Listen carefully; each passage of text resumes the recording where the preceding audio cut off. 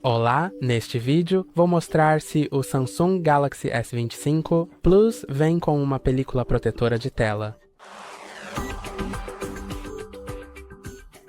Então não, ele não vem com isso na caixa e também não está pré-instalado. Então, você pode encomendar a película protetora de tela online, há diferentes variações dela. E assim, você pode simplesmente comprar a que você gostar. Algumas delas são mais caras, outras são mais baratas e algumas são mais duráveis do que outras. Existem também as de vidro, ou as de filme. Então, depende de qual você prefere. E você pode encomendá-las online, mas não vem na caixa. Isso é tudo por hoje.